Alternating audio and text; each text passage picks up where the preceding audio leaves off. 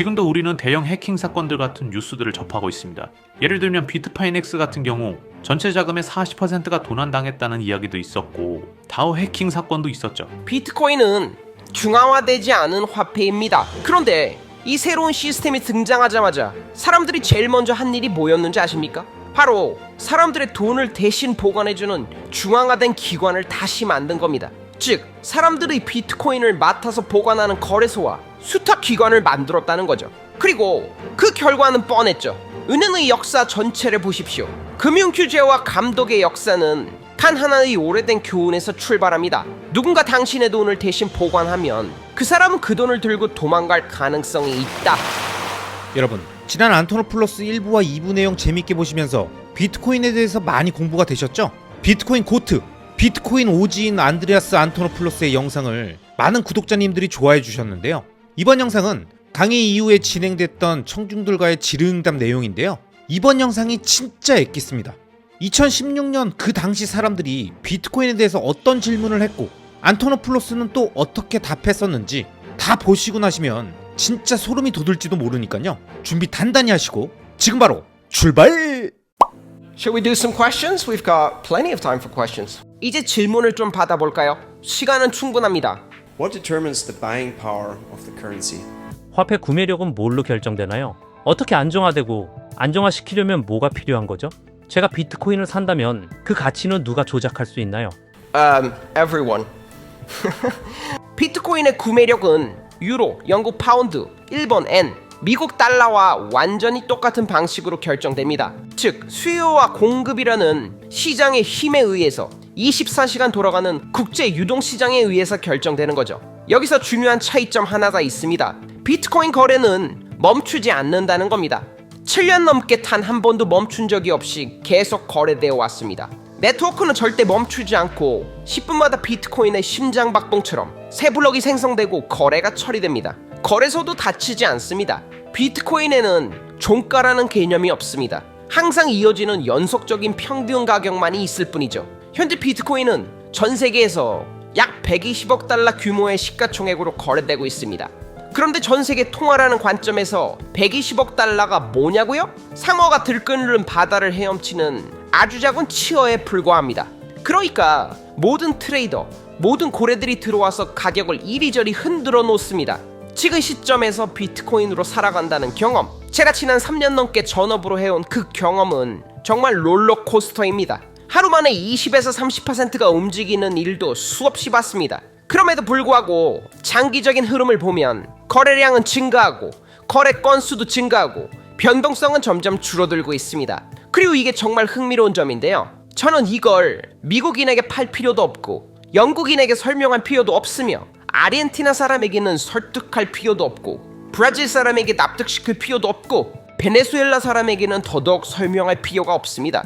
한 컨퍼런스에서 아르헨티나 사람이 저에게 이렇게 말했습니다. 저는 변동성이 걱정되진 않아요. 우리나라 통화는 이렇게 유동치고 비트코인은 이렇게 변동하니까 저는 차라리 비트코인으로 갖고 있는 게 낫습니다. 그리고 그들에게 왜 국가와 돈의 분리가 좋은 생각인지는 설명할 필요도 없죠. 왜냐? 불과 35년 전 정권을 반대했다는 이유로 사람들을 비행기에서 던져버리는 일이 있었던 이유를 그들은 알고 있기 때문입니다.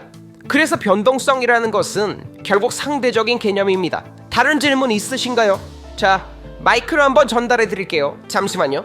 네네, 여기 계시네요. 아, 죄송합니다. Where are we? There you are. Sorry. Thanks, great speech. 굉장히 인상적인 연설이었습니다. 근데 한 가지 질문이 있습니다. 말씀을 듣다 보니까 다소 한쪽 측면만 강조되는 느낌이 있었는데요. 지금도 우리는 대형 해킹 사건들 같은 뉴스들을 접하고 있습니다.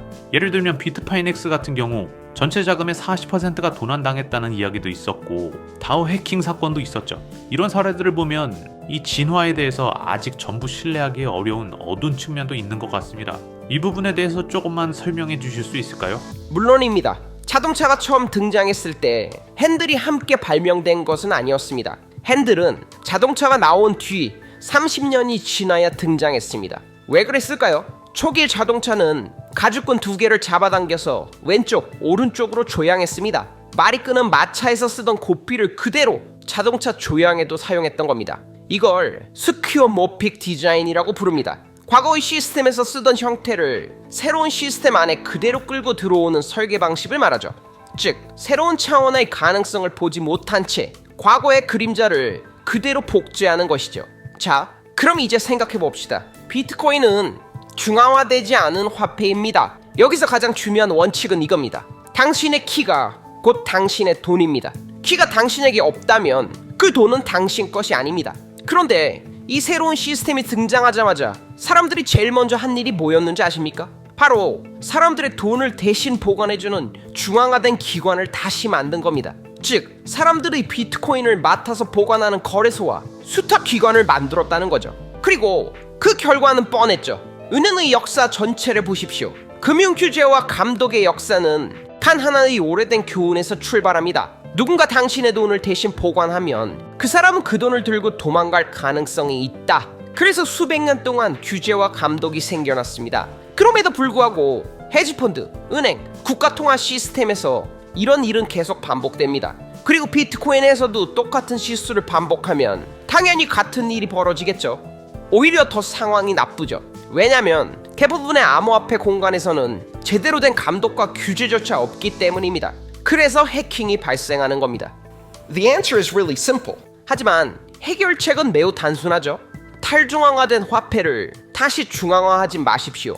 미래의 화폐 시스템에 과거의 은행 모델을 억지로 끼워 넣으려고 하지 마시라고요. 비트코인의 보안은 어떤 기관이 보장해주는 것이 아닙니다. 탈중앙화 자체에서 자연스럽게 생겨나는 성질이에요. 예를 들어 제가 100만 명의 사용자가 각자 자신의 키를 직접 보관하고 있는 비트코인을 해킹하려면 저는 100만 명을 각자 따로따로 해킹해야 합니다. 하지만 그 100만 명이 모두 자신의 키를 하나의 기관, 하나의 조직에게 맡긴다면 그때는 딱 한 곳만 뚫으면 됩니다. 그리고 그게 바로 지금 우리가 보고 있는 대형 해킹 사건들의 본질입니다. 그렇게 되면 어떻게 될까요? 전 세계 모든 해커들의 시선을 끄는 꿀단지가 만들어지는 겁니다. 그리고 지난 7년 동안 실제로 어떤 일이 벌어졌는지 보시면 이해가 되실 겁니다. 시가총액 약 120억 달러 규모의 비트코인은 현재 전 세계에서 가장 큰 암호학적 시스템이고 가장 큰 공개키 인프라이며 동시에 가장 큰 보안 꿀단지입니다. 그런데도 비트코인이 안전한 이유는 공격을 받지 않았기 때문이 아닙니다. 비트코인은 매일 24시간 이 지구에서 가장 정교한 공격자들에게 끊임없이 공격을 받으면서 그 공격 속에서 면역력을 만들어 왔기 때문에 안전합니다. 보안이라는 것은 공격이 없어서 생기는 것이 아니라 지속적인 공격을 견뎌내면서 진화하는 성질입니다.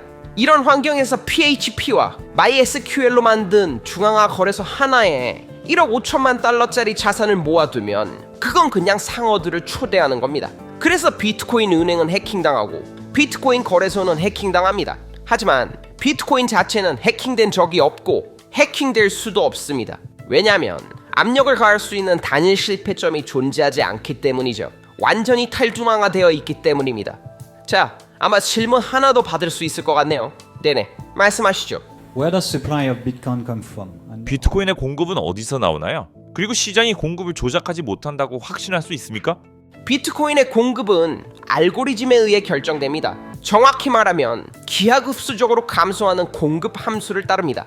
초기에는 10분마다 새로운 비트코인 50개가 생성됐습니다. 이 10분이라는 주기는 비트코인 네트워크의 심장 박동 같은 것입니다. 매 블록이 생성될 때마다 보상이 주어지죠. 이 비트코인은 게임 이론에 기반한 보안 시스템의 보상으로 지급되는 겁니다. 완전한 익명의 참여자들이 자신의 전기를 담보로 걸고 거래 검증 작업을 수행합니다. 그리고 이 검증을 정확하게 수행했을 때만 확률적으로 보상을 받게 됩니다. 그리고 그 보상이 바로 10분마다 50비트코인이었던 거죠. 이렇게 화폐가 경제에 유입됩니다.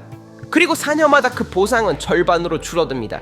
2012년 11월 50개에서 25개로, 그리고 2016년 7월 두 번째 반단기에서 25개가 12.5개로 줄어들었습니다.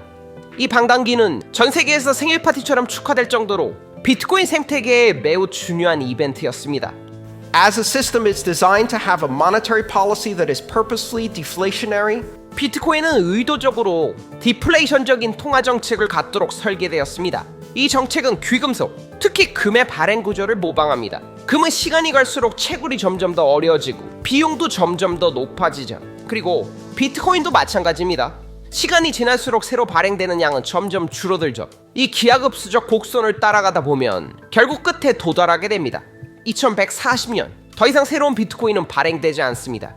총 발행량은 2100만 개로 수렴합니다. 엄밀히 말하자면 정확히 2100만 개에 도달하지는 않습니다. 이 수치는 점근적 한계입니다. 하지만 중요한 것은 이 규칙이 프로토콜의 일부이며 변경 불가능하고 비트코인 네트워크에 참여하는 모든 시스템에 의해서 강제된다는 점입니다.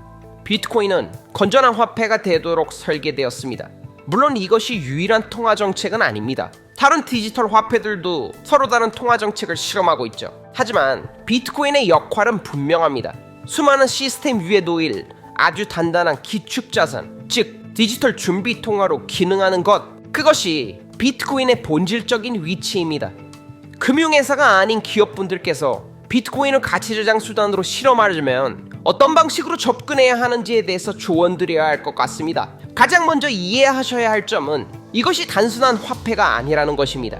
블록체인은 신뢰를 위한 플랫폼이며 진실의 기록을 남기는 역사적 원장으로 사용할 수 있습니다. 정보를 등록할 수 있고 다양한 형태의 토큰을 만들어서 고객, 공급업체, 제조사 간에 교환할 수도 있습니다. 또한 아주 단순하게는 국경을 넘는 결제 수단으로도 활용될 수 있습니다. 수출입 거래, 해외 송금, 지사나 파트너, 협력사에 대한 지급 등 오늘날 비싸고 느리고 복잡한 일들이 디지털 화폐를 사용하면 빠르고 저렴하고 간단한 일이 됩니다. 다만 아직은 초기 단계입니다. 그래서 지금 시점에서는 직접 배우고 이해하는 과정이 중요합니다. 여기서 반드시 하나 짚고 넘어가야 할 아주 중요한 포인트가 있습니다. 앞으로 여러분들은 블록체인이라는 말을 아주 많이 듣게 될 겁니다.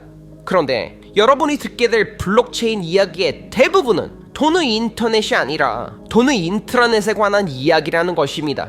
인트라넷이 뭐였는지 기억나십니까? 회사 내부의 폐쇄된 네트워크에서 프론트 페이지나 아웃룩 같은 구식 소프트웨어 돌리고 낡고 정체된 컨텐츠와 지루한 어플리케이션들만 있는 환경이었습니다. 그리고 결국에는 보안도 제대로 유지하지 못해서 바이러스로 가득 차곤 했죠. 개방되지 않은 블록체인, 공개되지 않은 블록체인, 국경이 없는 구조가 아닌 블록체인, 누구나 혁신할 수 없는 블록체인은 지금 우리가 이야기하는 대상이 아닙니다. 그런 시스템은 은행 세 곳이 사용하는 청산 시스템 정도로는 쓸 수 있을지도 모르겠지만 그건 돈의 인터넷이 아닙니다. 이 구분이 정말로 중요합니다. 감사합니다. 여러분, 제가 계속 말씀드렸죠? 지금 이 영상은 2016년 강의 내용입니다.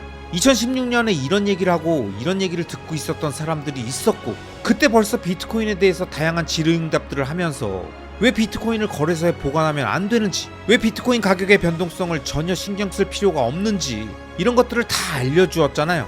그런데 보세요, 10년이 넘게 지났는데도 아직도 똑같은 질문들을 하고 똑같은 함정에 빠지면서도 공부하지 않고 있는 분들이 얼마나 많습니까? 그렇기에 아직도 우리에겐 많은 기회가 있습니다. 아직도 비트코인을 잘 모르고 똑같은 질문하고 똑같은 함정에 빠지고 계속 방황하는 분들이 많기 때문에 우리에게 비트코인을 모을 수 있는 기회가 있고, 비트코인을 직접 보유할 수도 있고, 관련 영상을 만들고 글을 쓰고 주변 사람들에게 알리면서 경제적 자립을 통해 시공간의 자유를 얻을 수 있는 그 소중한 기회가 비트코인을 통해 있다는 걸 꼭 기억하시기 바랍니다. 아시겠죠? 그럼 저는 또 좋은 영상들로 다시 인사드리겠습니다. 오늘도 함께 해주신 모든 구독자님들을 리스펙합니다.